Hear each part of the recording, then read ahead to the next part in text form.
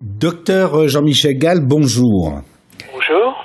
Vous êtes le président de l'Ordre des médecins de l'Orne, mais également vous avez en charge, vous êtes président du Conseil territorial de santé, notamment dans le cadre du plan régional santé. Est-ce que vous pouvez nous présenter un petit peu ce qu'est ce plan régional de santé et pour en arriver justement au dispositif que vous mettez en place pour la lutte contre la maladie de Lyme?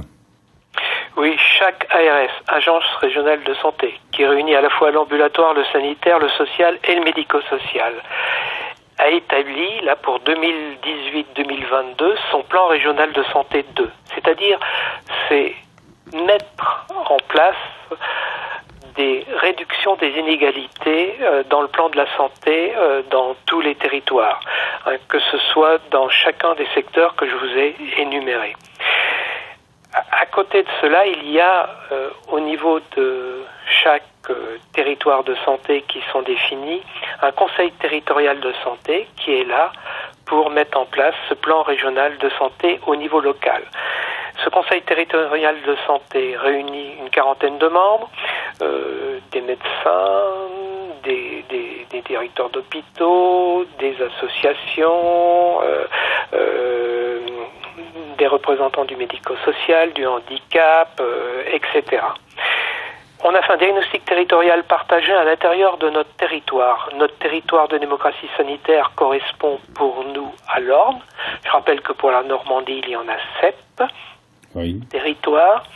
Et dans chacun de ces territoires de santé, on a étudié les objectifs pour la santé mentale, et on est en train de faire un plan de santé mentale actuellement dans chacun des territoires de démocratie sanitaire, le handicap, sur le cancer, et là on est en train de travailler sur le palliatif dans notre département, et les maladies chroniques. Et dans les maladies chroniques, j'ai inscrit la maladie de Lyme, car c'est un problème de santé publique très important, et je visualise bien la détresse des patients vis-à-vis de cette affection, et aussi la solitude des professionnels de santé qui se sentent bien seuls vis-à-vis de cette maladie, parce que la formation n'a pas été pour la plupart, elle a été absente pour la plupart, et pour certains c'est peut-être 10 minutes de cours dans le flot des études médicales.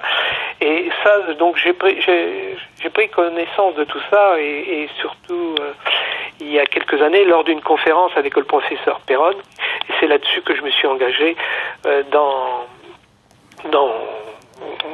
cette affection sur la maladie de Lyme.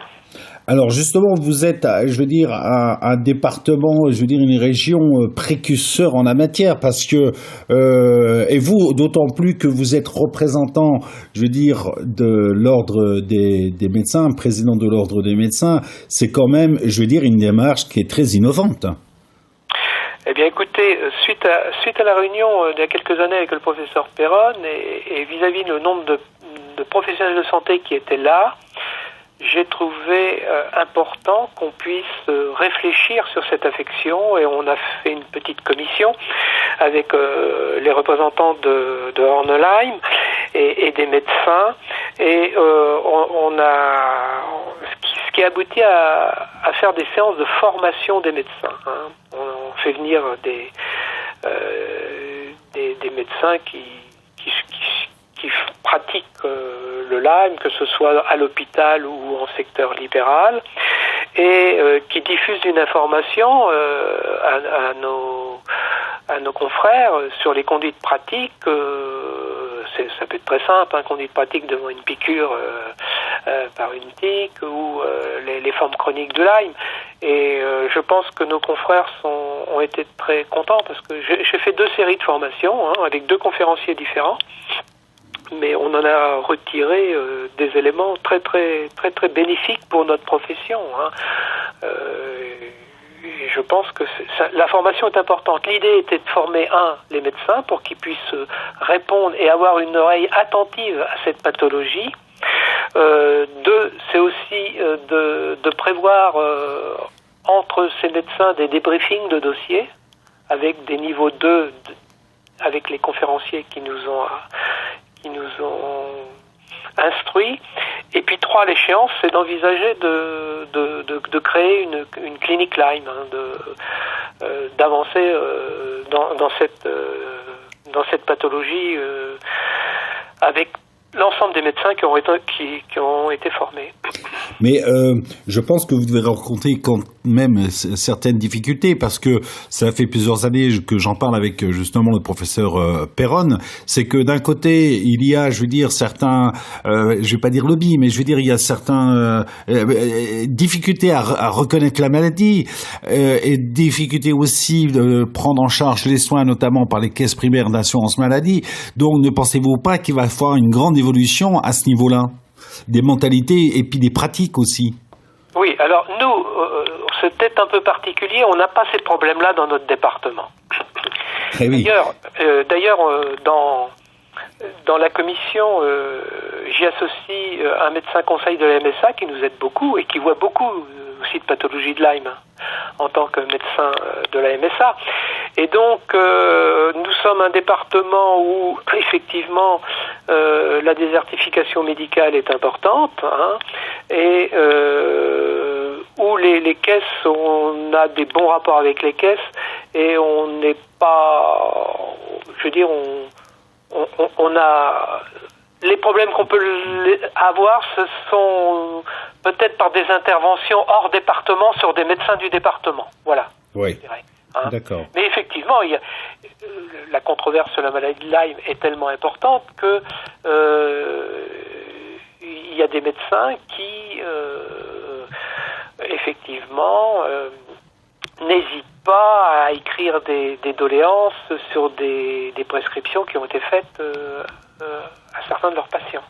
Alors justement, à ce niveau-là, pour faciliter les choses, ne pensez-vous pas qu'il serait nécessaire, vous qui êtes, parce que vous êtes quand même un département pilote, qu'il serait nécessaire de mettre en place, je veux dire, au niveau national, une certaine, je veux dire, coordination et dupliquer vos savoirs et vos façons de faire?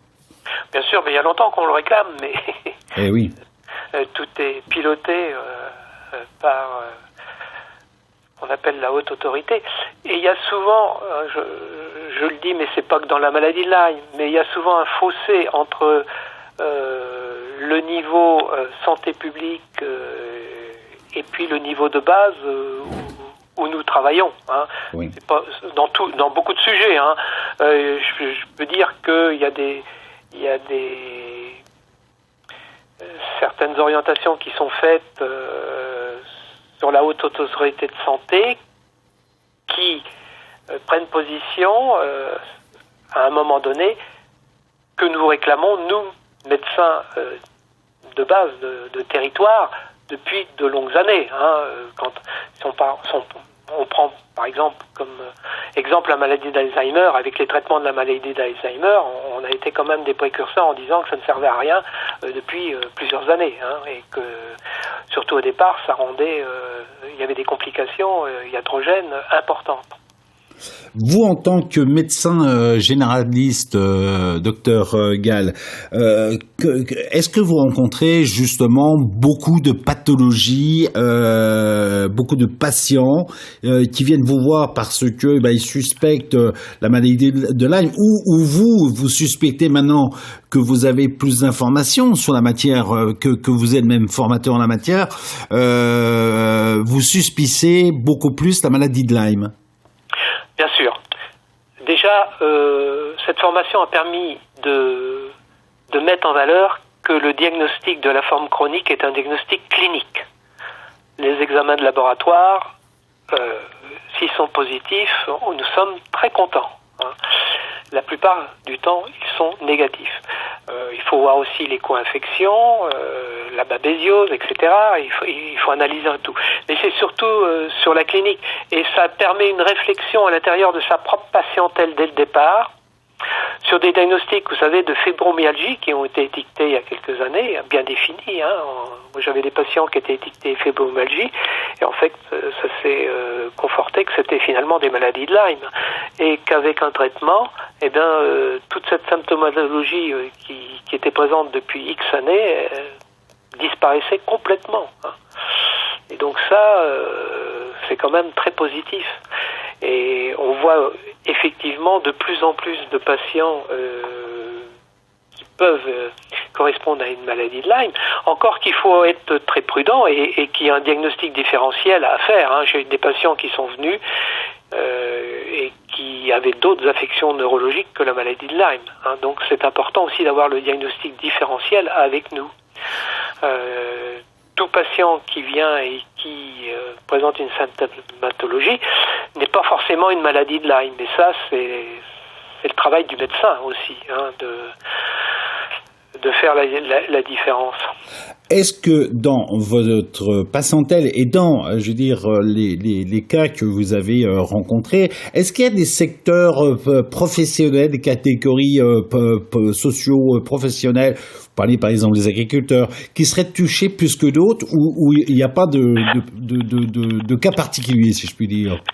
Alors effectivement, bon, nous avons la chance dans l'Orne d'être entourés de forêts, hein, et donc c'est un réservoir, c'est la malchance, c'est un réservoir important.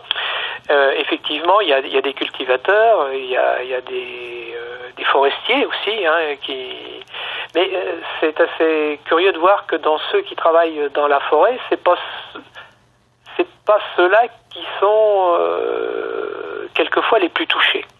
Il faut savoir aussi que maintenant, il y a une telle hausse du réservoir vectoriel que maintenant les gens, c'est dans leur jardin qu'ils se font piquer, hein, en centre-ville. Ah oui. Donc c'est plus forcément les gens qui vont se promener en forêt. Et au niveau du traitement, je reviendrai un petit peu sur, vous parlez des associations, notamment on parle beaucoup de l'ETP. Est-ce que justement de faire un échange, est-ce qu'il y a un échange qui se produit entre les patients, un échange d'expérience, si je peux dire, de traitement pour essayer d'endiguer la maladie? Alors je pense que c'est au niveau des associations, ça. Hein. Oui. Mais qui regroupe quand même des professionnels de la santé. Et justement, est-ce que c'est une piste justement qui peut aider pour? Oui. Alors bon, parmi les pistes qui peuvent aider, bon, il y a eu quand même les directives de la santé qui sont parues en 2018 avec le traitement d'épreuves de 28 jours. Qui permet aussi aux médecins vis-à-vis des caisses d'être plus dans les références. Bon, mais il n'y a pas que les antibiotiques, il y a aussi toutes ces approches sur les plantes et on a d'aussi bons résultats quelquefois qu'avec des traitements antibiotiques. Hein.